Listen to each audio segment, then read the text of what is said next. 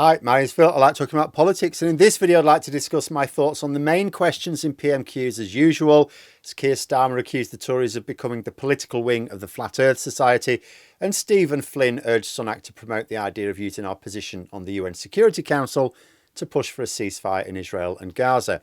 But first, if you'd like to be notified of daily news and politics, please subscribe to the channel. So it was fairly obvious that Keir Starmer would be poking at events surrounding wayward MPs Lee Anderson, Suella Braverman and Liz Truss, although I was caught out by the emphasis on Liz Truss more than the sort of Lee Anderson, Suella Braverman side. Starmer described the Tories as being like the political wing of the Flat Earth Society because they keep promoting conspiracy theories, and then asked why Sunak didn't withdraw the whip from Liz Truss when she appeared to be supporting Tommy Robinson. Now, Sunak replied that nobody in the Commons supports Robinson, before smashing the glass on the emergency Jeremy Corbyn defence again. And I thought, blimey, second question in, Sunak was more rattled than I thought the questions merited, if I'm honest. But as to this question of support for Tommy Robinson, now it is a fact that Truss gave the slight impression that she did back Robinson in her discussion with Steve Bannon at the MAGA Looney Convention last week. Now, it was only a slight impression, easily undone by her simply denying it. The problem is she has not done so. And it's not like she hasn't been prompted. She's been asked by journalists. So how can Sunak say in clear, unequivocal terms that Liz Truss does not back Tommy Robinson when she is not able to say that herself when asked directly? And in terms of the Jeremy Corbyn defence, I do keep saying Labour should use their own more credible version on the Tories. Like, Jeremy Corbyn is not a Labour MP and is not going to be a Labour candidate. So what are they really trying to push here?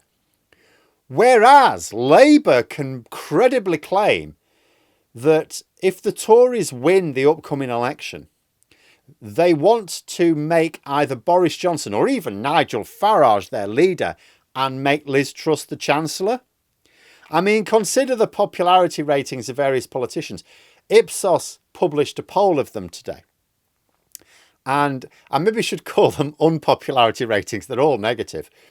Keir Starmer is on -11, which that sounds bad. Until you see that Rishi Sunak is on -34. Boris Johnson is on -21. Nigel Farage is on -28. And Liz Truss is on -60.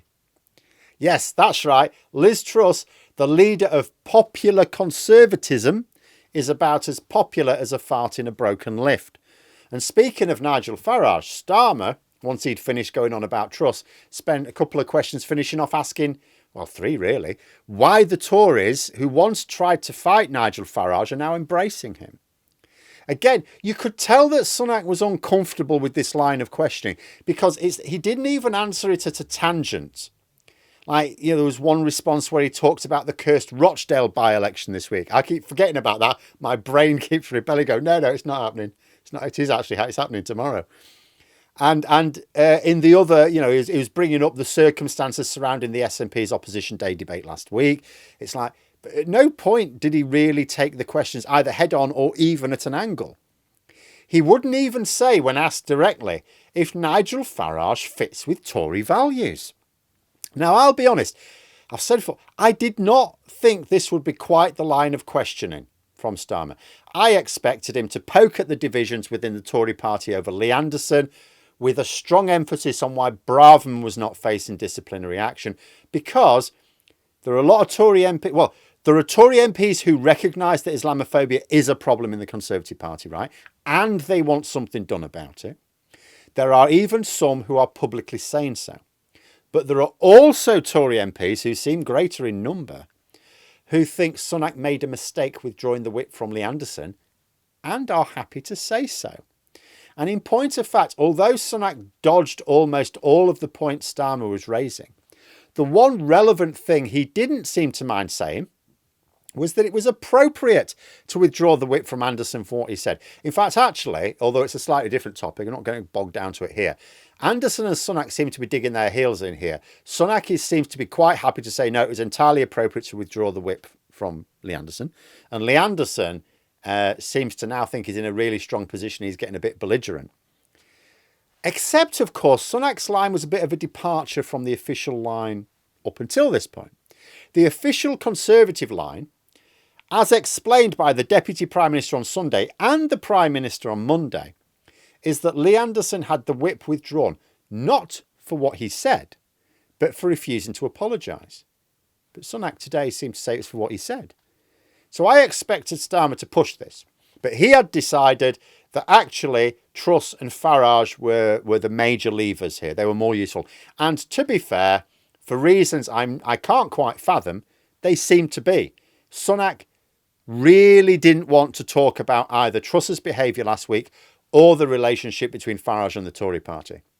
And why would this be such an uncomfortable line of questioning for Sunak? Maybe it was related to another poll out today, this time from Opinion. It shows a number of distressing facts about Conservative Party members' attitudes. And it's worth having a look. But in terms of Islamophobia, 40% of Conservative Party members have a negative view of Muslims, compared to only 20% have a positive view. Now, I am just going to have to point out here, coming up with polls of party members is not easy. So there may be a larger margin of error with a poll like this than there would be for general population. However, Opinion is a decent pollster, right? And, you know, the gap is huge. 40% have a negative view of Muslims, which you might say, well, at least that's not a majority, sure enough. But only 20 have a positive view. So it's twice as many have a negative view as a positive view. 58%, which is a majority, think Islam is a threat to the British way of life, compared to 30% of the general population. And 52% think Sharia law is in place in some European cities and has no-go areas for non-Muslims, compared to 30% of the general population. Now, being clear, Sharia law is not in legal force anywhere in Europe, and nobody has yet managed to point out a no-go area in any part of the UK for non-Muslims that doesn't have a load of people going, right, I'll go there, we'll see. And they go, oh, look, it's fine. The latest gobshite who attempted to do so has had to apologise for saying so. Such a stupid lie, is it? If only people would so robustly challenge Tories to back up all their spurious claims. But the fact of the matter is, Conservative Party members would seem to be more in support of Lee Anderson than Baroness Warsi, who has tried to call out Islamophobia in the party for years. So perhaps Sunak's discomfort was born of a fear of they're struggling for voters, you may have noticed. Maybe Sunak's afraid of letting the Muslims who vote Conservative, because there are a fair number, it sounds surprising, there's a fair number. He doesn't want them seeing what a very large number of party members think of them. Even during the worst of the anti-Semitism in Labour, you wouldn't have expected to have a poll. I mean, no poll was conducted as far as I know, so we can't say. I would not have expected a similar poll for Labour to have shown such a massive proportion of Labour members having a negative view of Jewish people, in the same way we can see of Conservative Party members having a negative view of Muslim people in this case. But if Sunak and others within the party try to pretend the problem doesn't exist, or dare I say it is exaggerated, then take it from a Labour supporter, the problem does not get any smaller with that course of action. Then on to Stephen Flynn, who was asking Sunak to use UN Security Council votes to push for a ceasefire in Israel and Gaza, and asked Sunak if he was optimistic about Biden's claim that we could have a ceasefire as early as next week. Sunak just replied that he hoped all sides would take the opportunity, but he said that the US has a draft motion, which they support, but they don't want to support a ceasefire which just collapses. It is worth noting that maybe Flynn used his questions for this specific purpose because he was not a happy bunny about having his apparent offer of an emergency debate on Gaza pulled by the Speaker yesterday, I think that was. And I'm going to be honest, and I think Hoyle has made a bit of a mess here. I don't know exactly what words were used, but it was my understanding that Hoyle, to make up for last week, did agree to let the SNP have an emergency debate under Standing Order 24. Flynn appeared to want to use it to present not the motion they had last week, but a new one, completely new one, which was calling for specific actions like blocking arms sales to Israel and votes at the UN Security Council level. Now, on those points, I'll say this. First of all, blocking arms sales is actually something even the Conservatives are now considering. That's how bad things are. There was a suggestion last week that if Israel did blunder into Rafah, the Conservatives might actually consider blocking those arms sales. So this is not the controversial proposal it would have been a few months ago. But on the UN Security Council aspect, now, obviously people have different views on that, but Parliament doesn't wade into that. Like, it's understood international diplomacy is nuanced. It's not about standing on a soapbox. It's discussions, carefully balanced discussions with people who don't really like each other behind closed doors, away from the public spotlight. So as a result of that, and because MPs can't really know what's going on behind that, Parliament leaves that to the government. You know, when we talk about the separation of powers, the government manages foreign affairs like that.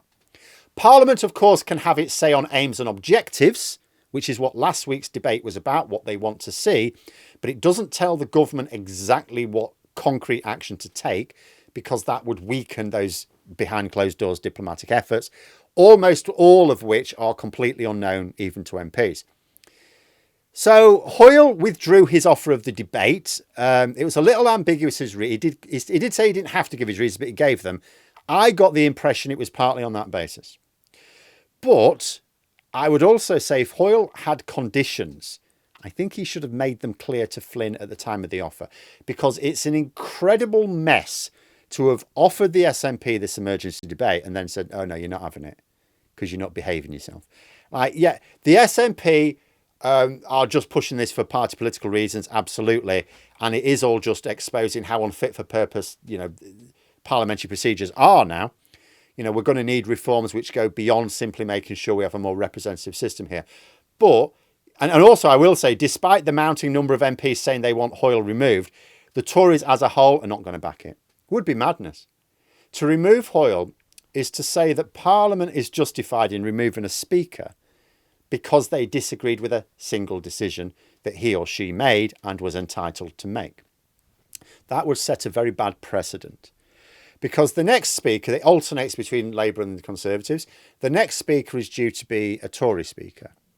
So if they did replace Hoyle, let's say in the next couple of weeks, it would mean a Conservative speaker for a few months, and then the second they do something Labour doesn't like in the next Parliament, when they're in the majority, the Tories will have given them a green light to go, oh, we don't like that decision, we're going to change them for a different speaker. That would just be ridiculous. However, this situation is now very messy. I think this latest episode has damaged trust with the SNP. I think last week was performative party politics from them. But I think they will feel genuinely hard done by this week because they were offered a debate and now it's been pulled. That's not great. But then this Parliament has been a complete skip fire anyway, and it's getting worse as we march towards the election. The stakes are very high for all three of those large parties, and in fact, a couple of other parties beyond them. You know, tempers are flaring. The sooner it is over, the better. And it is going to take a lot of work to fix the underlying problems. But there we are. Those are my thoughts. Let me know yours in the comments below. Hope you found the video interesting. If you did, please click the like button. And if you'd like to support the channel further, the join button for memberships. And until next time, I'll see you later.